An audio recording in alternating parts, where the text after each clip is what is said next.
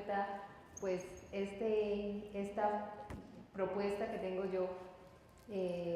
Pues para los que no me conocen, mi nombre es Diana Laguado, yo soy médica egresada de la Universidad Industrial de Santander, también hice una especialización en auditoría médica y en este momento tengo, pues gracias a la vida que me dio una perspectiva diferente, tengo una nenita de 4 añitos con síndrome de Down y pues secundario a esto empezó una visión muy diferente sobre muchas cosas en la vida, como a Liliana. Ese es un motivo de cambio, digamos, como de un reto personal, de mostrarle a toda la sociedad la forma en que estamos viendo la discapacidad, la forma en que nosotros como médicos, o sea, yo tengo las dos visiones, como médica y como madre de esta personita tan especial, de cómo estamos haciendo las cosas, de cómo damos la noticia. Es una noticia muy impactante en la vida de cualquier ser humano, es una noticia que cambia la visión, como le digo, de muchas cosas. Algunas personas los toman de una forma muy negativa, digamos, como una carga más en su vida, pero muchas otras personas, de acuerdo también a la forma en que inicialmente se les dé la noticia, lo podemos ver como un reto más, como una forma de encontrar en la discapacidad más bien una riqueza, ¿sí? Ya les voy a empezar entonces.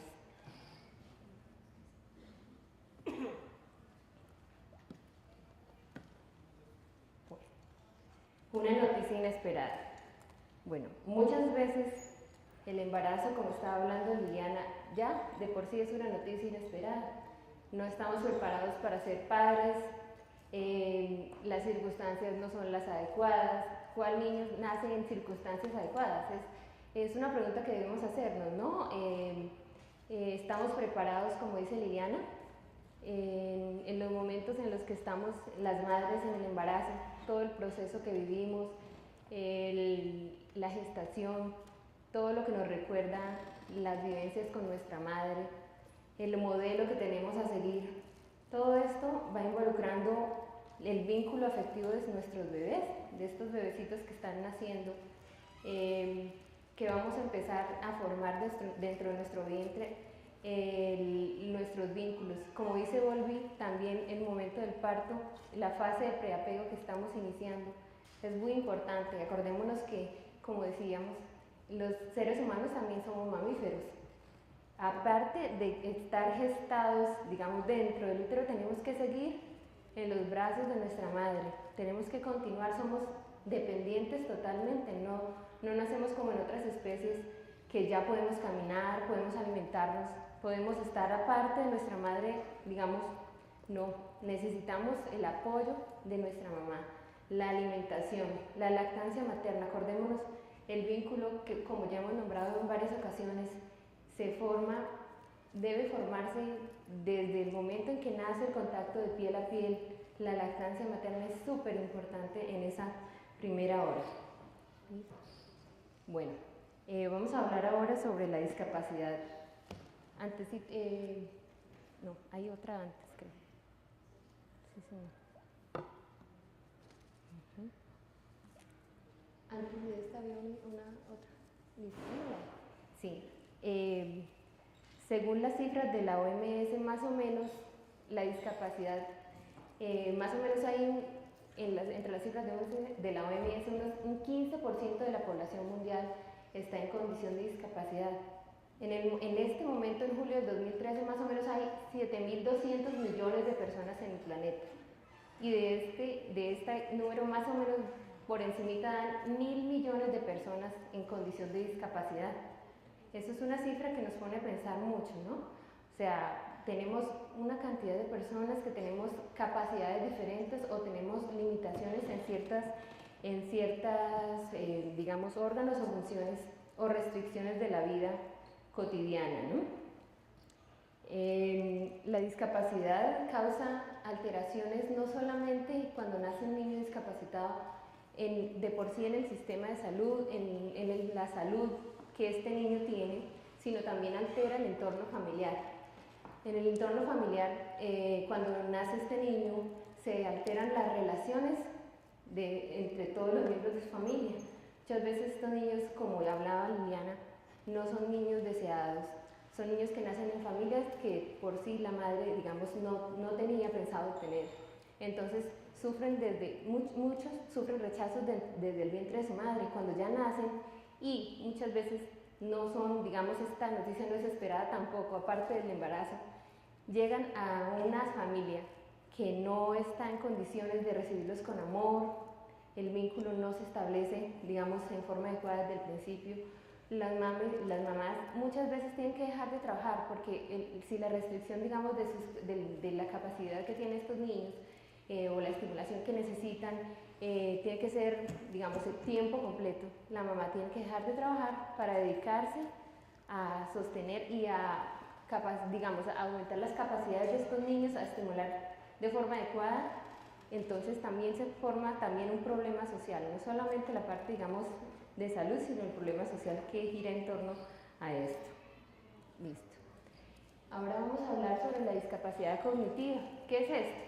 Según la OMS, es un trastorno cuando una persona tiene un coeficiente intelectual de 70 puntos o menos, asociado al menos a dos comportamientos relacionados con el funcionamiento social. Puede ser las labores de independencia, digamos, de alteración de su vida, digamos, de autocuidado, de vivir solos, todas estas condiciones, ¿no?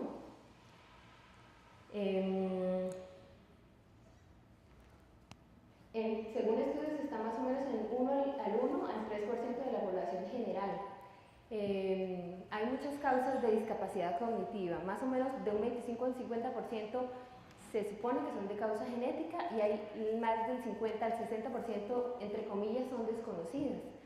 Muchas veces esta causa que no es conocida puede ser también por algunas alteraciones genéticas que todavía no se hayan determinado como mutaciones o de lesiones de algún cromosoma que todavía no están bien identificadas.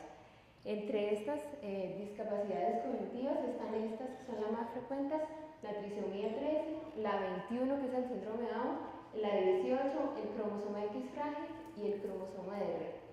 Es muy importante saber que dependiendo de la estimulación que se ve, por ejemplo, en el síndrome de Down, la parte genética no determina totalmente la potencialidad de su desarrollo. Tiene que ver mucho la estimulación que se le dé a estas personas desde el nacimiento y también las otras comorbilidades con las que nacen para poder alcanzar su mayor grado de desarrollo. ¿Listo? Ahora vamos a hablar sobre el síndrome de Down. El síndrome de Down es un síndrome que debe su nombre al Dr. John Langdon Down. Él era un médico que trabajaba en un asilo para, digamos, enfermos mentales, y él encontró en sus observaciones que había un grupo de personas desde muy pequeñitas, desde muy niños, tenían ciertas alteraciones, que compartían alteraciones en su desarrollo, alteraciones neurológicas, alteraciones en su grado de desarrollo, características físicas. Entonces él empezó como a estudiarlos y él los llamó, bueno, su hipótesis fue que estas personitas tenían esas características porque ellos eran una raza menos evolucionada que la caucásica, y a ellos los llamó mongoloides. Por eso, pues quiero llamar la atención sobre ese término. Ese término fue debido a esa investigación que él hizo en esa época. Ese nombre se le dio a esas personas que compartían esos rasgos como es. La causa más, bueno, después de esto, en 1959, el doctor Jerome Lejeune y Pat Jacobs descubrieron que era causada por una alteración cromosómica, que era un tercer cromosoma en el par 21, por eso se llama trisomía 21. Se presenta más o menos, es la principal causa de la discapacidad cognitiva. De todas las discapacidades cognitivas, más o menos un 10% es causada por este síndrome. Se presenta más o menos en 1 en 700 nacidos vivos. Hay estudios acá en Colombia, esos son más o menos cifras mundiales en todas las edades. En Colombia hay estudios que dicen que hasta 1 en 500, 1 en cada 500 nacidos vivos. Estas cifras son, digamos, no son completamente, digamos, claras, porque hay muchos de los embarazos que son fallidos, que hay abortos tempranos que pueden ser debidos a una de estas alteraciones cromosómicas, que realmente no tenemos datos en los que se pueda confirmar que, pues, que todos estos embarazos son solo 1 en 500, pueden ser cifras un poquito más altas, ¿no? Bueno, este síndrome aumenta la prevalencia de acuerdo a la edad de la mamá. Tenemos datos que más o menos en todas las edades es 1 en 700, a los 35 años es 1 en 350, a los 40 1 en cada 100 embarazos y a los 45 años es 1 en cada 25. ¿Por qué es importante saber estos datos? Porque muchas veces los diagnósticos prenatales, los test de tamizaje no se le ofrecen a todas las mujeres embarazadas, sino solamente a los que tienen mayor riesgo, que son las de más de 35 años solamente, ¿no? Se expresa con diferentes características físicas. Hay características que cuando nace un bebé, tiene más riesgos. Los criterios de Hall son el perfil facial plano, el occipucio plano, el signo de reflejo de Moro que sea débil, la piel nucal excesiva, las hendiduras palpebrales oblicuas, la displasia de pelvis, las orejas displásicas, el pliegue palmar único. Esto era lo que antes llamaban el pliegue simiano, que es una sola rayita en la mano, acá un plieguecito solamente. Ya ese término tampoco se usa, pues para los que estamos un poquito atrasados de pronto, se llama solamente el pliegue palmar único. Acá hay un punto muy importante que quiero tocar que, en la historia del síndrome de Down me quería devolver un poquito. Cuando las personas, eran diagnosticadas con síndrome de Down, durante muchísimo tiempo fueron recluidos todavía en instituciones de enfermos mentales. O sea, ahí había de todo. Las personas que tenían esquizofrenia, las personas que tenían alguna otra alteración, inclusive las personas con síndrome de Down eran recluidas en estos sitios.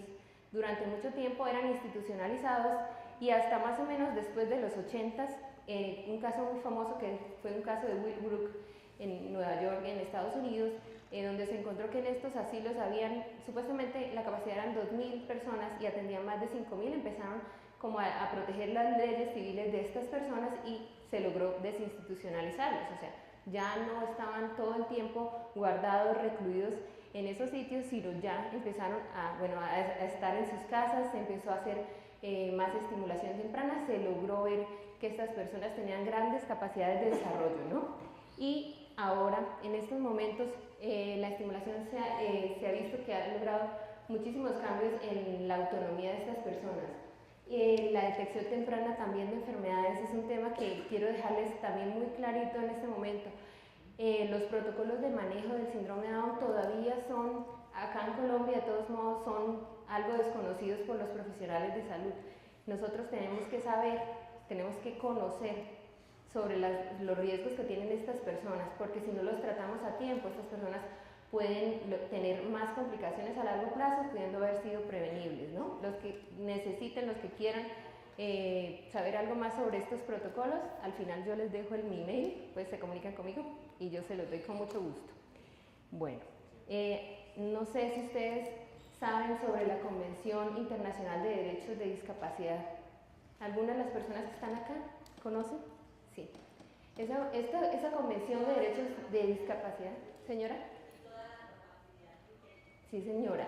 Esta convención fue hecha en el 2006 por la Organización de Naciones Unidas y fue ratificada aquí en Colombia en el 2011. Esta convención habla sobre temas muy importantes sobre los derechos de las personas con discapacidad. Entonces, tenemos que saber sobre eso. Nosotros tenemos que saber. Voy a leer dos artículos que me parecen muy interesantes en esta convención, que es obligación de los estados promover la formación de profesionales y el personal que trabajan con personas con discapacidad respecto a los derechos de la convención, a fin de prestar la asistencia y servicios garantizados por estos derechos. Y él en otra parte, en la parte de salud, dice: exigirán a los profesionales de salud que presten a las personas con discapacidad atención de la misma calidad que a las demás personas, sobre la base de un consentimiento libre e informado, entre otras formas, mediante la sensibilización respecto a los derechos humanos, la dignidad, la autonomía y las necesidades de las personas con discapacidad a través de la capacitación y promulgación de normas éticas para la atención de la salud en los ámbitos público y privado. Entonces, nosotros somos los que, entre comillas, debemos saber más de esto, somos los garantes de estos derechos. Tenemos que conocer de eso. Señora.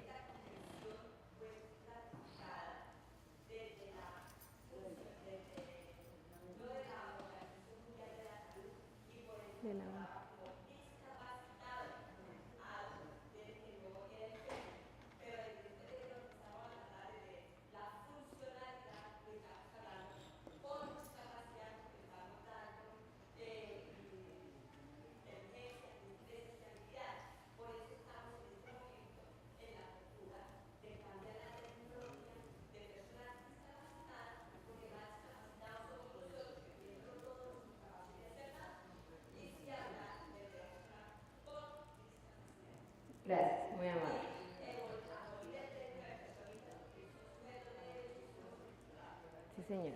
Bueno, siguiente, por favor. Bueno, acá les puse algunos ejemplos de personas con síndrome de Down que han hecho muchas cosas importantes. Realmente, como la señora dice, la capacidad, todos somos seres humanos que tenemos capacidades diferentes. En algún grado somos discapacitados también, como ella nombra, tenemos discapacidad afectiva, muchos no sabemos sentir, no sabemos expresar nuestros sentimientos en algunos casos, entonces todos en algún grado tenemos alguna clase de discapacidad, esto lo tenemos también clarito. Por ejemplo, Pablo Pineda es un español, es diplomado en magisterio y también es actor. Hace como 2 semanas se eligió la primera edil con síndrome de Down en España. ¿Cuándo será que aquí en Colombia tenemos una persona con síndrome de Down como concejal, como edil? Bueno, ahí les dejo la duda. También hay otros casos, por ejemplo, Carlos de Saro es un empresario mexicano y él es conferencista, él tiene su propia empresa. En el Congreso Internacional de Síndrome de Down, que fue hace 2 años en Bogotá, él fue y dio una charla. De acuerdo, como le digo, a toda la estimulación que le demos, las oportunidades que les demos, vamos a ver cosas muy importantes en esta clase de personas. Karen Gaffney es la primera persona con un doctorado honorario que tiene síndrome de Down. Ella tiene su propia fundación.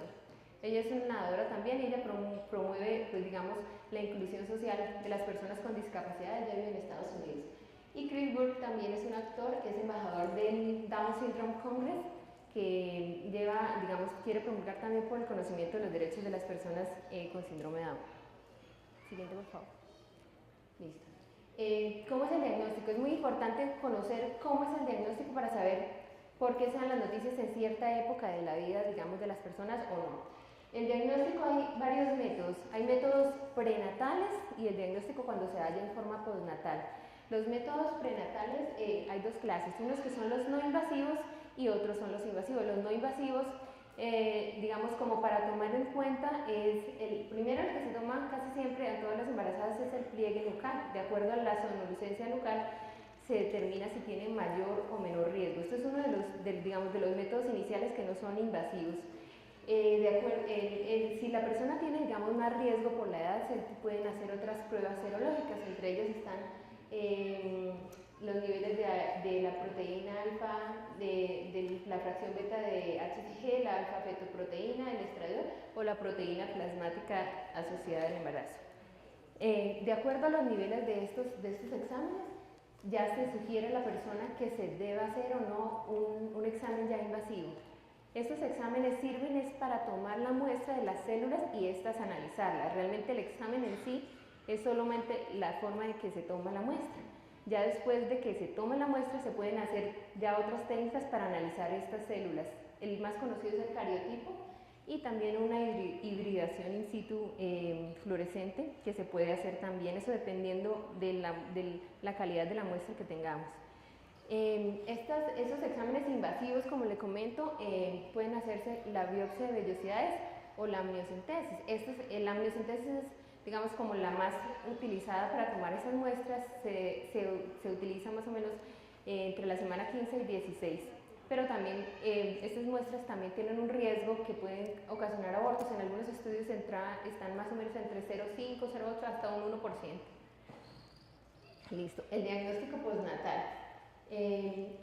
Como les había explicado, la mayoría de mujeres, digamos, se pueden, digamos, diagnosticar en la época postnatal, porque los test de tamizaje que les acabo de nombrar solamente se hacen en grupos como muy reducidos de mujeres, los que tienen más de 35 años, entonces el resto de personas que de pronto sus niños no tienen alguna cardiopatía congénita o no tienen alguna alteración ecográfica que sugiera que pueden tener alguna alteración cromosómica y no están en ese rango de edad, no se les hacen, digamos, las otras pruebas serológicas, entonces pueden llegar al momento del nacimiento y en ese momento es cuando casi todas las madres nos enteramos que viene el bebecito con síndrome de Down.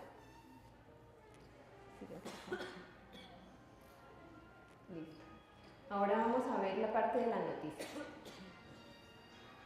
¿Cómo perciben las padres su experiencia?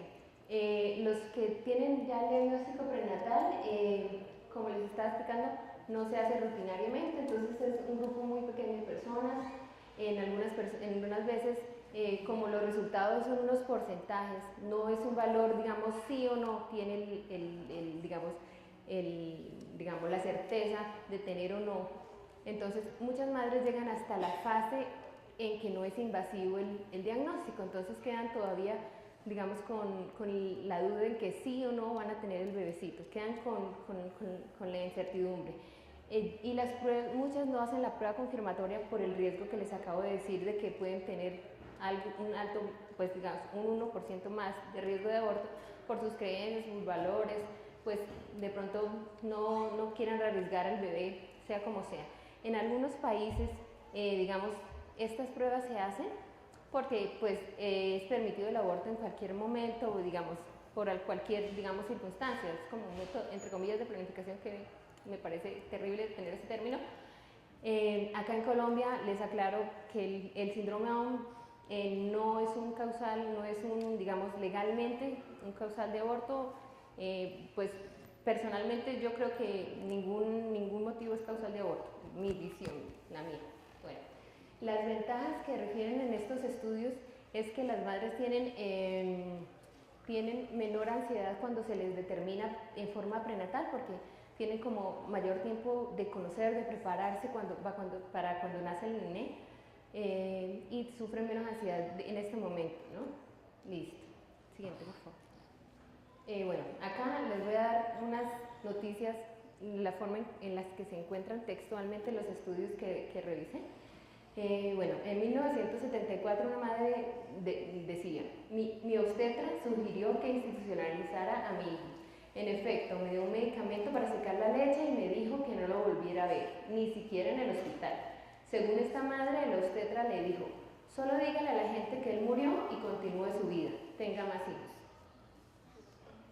Bueno, acuérdense que en ese tiempo todavía lo que pasaba era que estas personas realmente sí, estaban en instituciones alejadas, la mamá lo tenía, se olvidaba, hasta luego y ya, y seguía su vida. Eso era muy frecuente.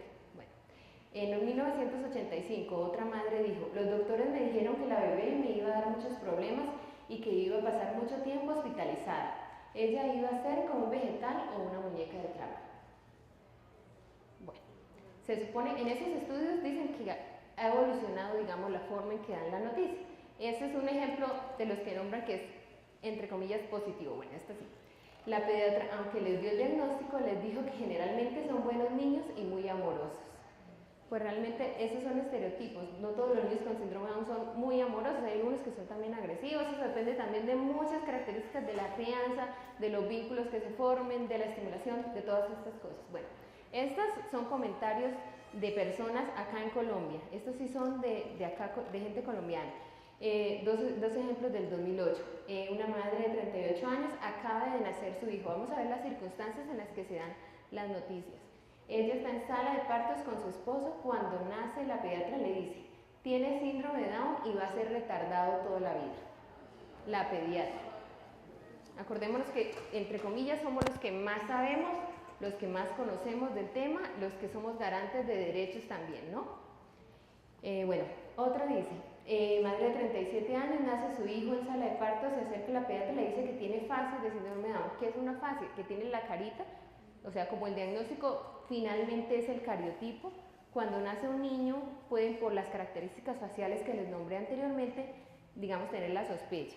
Luego dice, el genetista lo examina y le dice muy probablemente tiene el diagnóstico y le habla sobre la posibilidad de colegios especiales para estos niños. Hasta ahí uno dice, bueno, ¿es positivo o es negativo el comentario del genetista?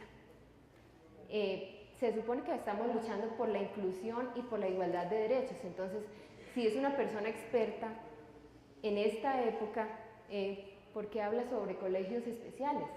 Sí, o sea, uno queda, bueno, entonces es experto, sabe que se supone que debe haber igualdad y deben estudiar en colegios regulares con inclusión, que la debe haber.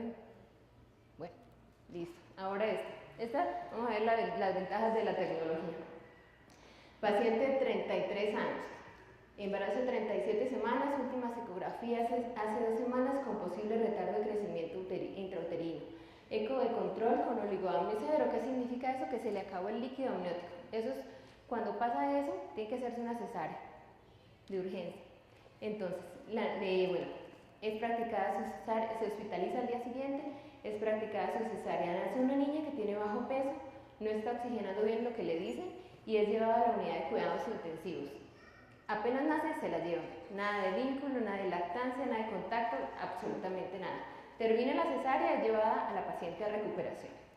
Imagínense la paciente en recuperación en una camilla. Pasa una hora y nadie le dice nada más de su hija. Llama a su esposo, quien le dice por medio del celular que ha tenido un angelito y le explica que la niña está bien, pero que posiblemente tiene síndrome de Down.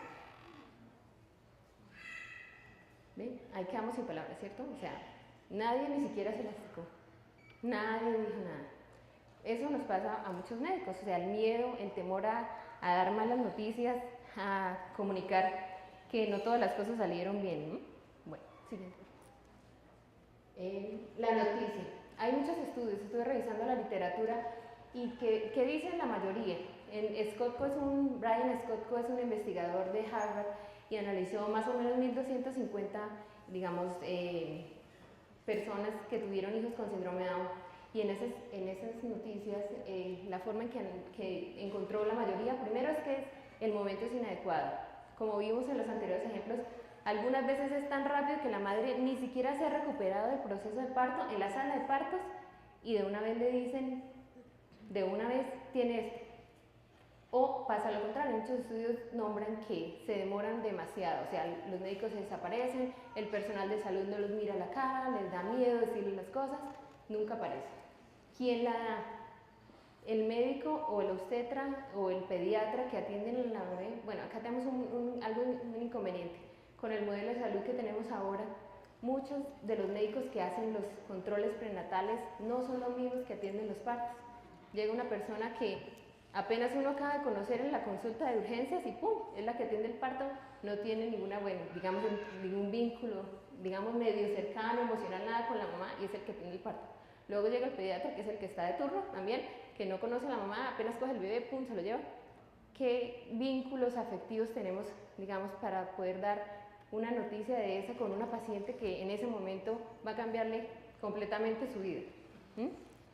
La forma de comunicarla, el lenguaje no es adecuado, no es profesional en muchos de los estudios hablan sobre términos peyorativos, como vimos en los ejemplos, se usan todavía términos inadecuados, en algunas veces usan el término mongoloide, como ya vimos, ese término se abolió desde el 1961, la Sociedad Americana de Retardo Mental, entre comillas, lo abolió, y la Organización Mundial de la Salud también lo abolió, también por petición del gobierno de Mongolia, o sea, no debemos usar nunca ese término. Los estudios demuestran que enfatizan los términos negativos, no damos, digamos, la luz de la esperanza de que estas personas tienen gran potencialidad de acuerdo a las comorbilidades que tengan y también de la estimulación y del amor que se les dé en la familia, muy importante eso. Estudios demuestran que la forma en que se da la noticia siempre es recordada por la madre. Así pasan 10, 20, 30, 40 años, siempre se van a acordar. Entonces vamos a ver si somos capaces de dar una noticia de una forma adecuada, de una forma, digamos, profesional, en una forma, digamos, como seres humanos que somos, ante otra persona que es otro ser humano que está en ese momento recibiendo una noticia con tanta, digamos, carga emocional del futuro de su hijo, ¿no?, y de su familia. Siguiente. Bueno, ¿por qué dan malas noticias los médicos? ¿Cómo las dan? Realmente en las facultades de salud, entre comillas, se deben aprender cómo se dan las noticias, pero lo que pasa es que realmente eso no pasa, no hay una cátedra específica de cómo dar las noticias, no se les enseña a los médicos cómo ser empáticos con los pacientes en ese momento. Lo único que, digamos, como que se enfocan es en la parte, digamos, teórica de las enfermedades, de los pronósticos y todo, pero es en la parte, digamos, de transmitir esa información de forma adecuada no se da. ¿Por qué? Porque hay muchos temores, el temor a decir noticias malas, el temor al miedo, el miedo a la reacción de los pacientes también, todo eso, ¿no? Hay muchos estudios que dicen que más de la mitad de los médicos nunca fueron, digamos, preparados para dar una noticia y las dan siendo estudiantes, residentes, internos, pero nunca tuvieron un entrenamiento adecuado, o sea, los dan como ellos creen que deben darles, Nunca hay un profesor que, digamos, sea el que les enseñe cómo deben darlas. Entonces, pues ellos, de acuerdo a los roles de los profesores que hayan visto, a sus tutores, ellos son, digamos, aprenden lo que creen que deben aprender. Hay unos estudios que muestran experiencias para mejorar, como uno en Yale, que hacen unos talleres especiales con un paciente, digamos, un actor que hace de paciente, para que ellos empiecen a hablar sobre esos temas, digamos, para mejorar. Hablan sobre la experiencia en esta universidad. Siguiente, por favor. Listo. Esto es lo más importante, lo que quiero que queden en mente de todos ustedes. El momento. ¿Cuál es el momento? Yo creo que es el momento adecuado. No es ni antes ni después. Este momento es tan pronto como sea posible, pero respetando también el momento en el que está la madre. Si es una mamá que llega y tiene, digamos, el niño nace con algún problema que necesita llevarse a la unidad de cuidado intensivo, que en ese momento yo creo que lo importante es decirle cómo está la situación en ese momento de ese nené y esperar a que ella esté con su papá y con el niño en un lugar privado, sobre todo. No necesitan estar con el interno residente, los 5 estudiantes, la auxiliar, 8 personas escuchando una noticia de esa. Tiene que, pues, elegir el momento adecuado. Ojalá, ¿quién lo da? El médico tratante, el pediatra o el ginecólogo, pues de acuerdo a lo que se haya establecido. Deberíamos tener como protocolos en las clínicas. Cuando nace un niño con estas características, saber qué es lo que vamos a hacer, cómo vamos a comunicarnos.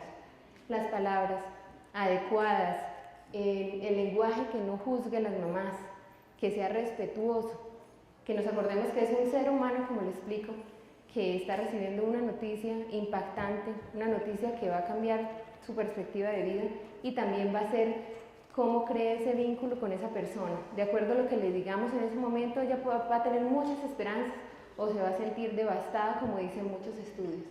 Dar información adecuada, actualizada y también hablar sobre los grupos de apoyo, refiere a la literatura. El problema es que, por ejemplo, acá no hay muchos grupos de apoyo en muchas de las, digamos, en las patologías que se tratan. Siguiente, por favor. Mostrar primero que es un acontecimiento muy bello el nacimiento de su hijo. Hablar siempre sobre el niño, luego la discapacidad. Acordémonos que es un ser humano que está ahí, que tiene capacidades diferentes a las que nosotros tenemos, pero que no se nos debe olvidar esto.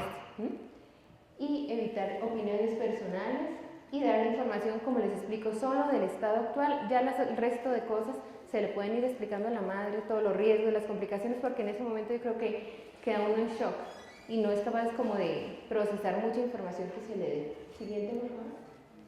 Acá está la bibliografía por si acaso quiere alguien. Siguiente. Listo. Estos son algunos de los estudios de cómo dar adecuadamente las noticias y cómo son las habilidades comunicativas que tienen los médicos. Siguiente. Listo.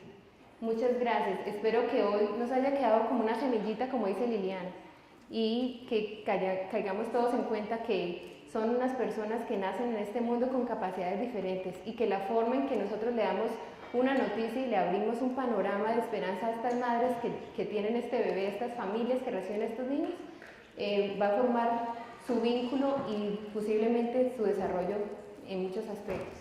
Y acordarnos que las grandes caminatas siempre empiezan por un paso. Y que sea el primer paso, el paso que dimos hoy. Gracias.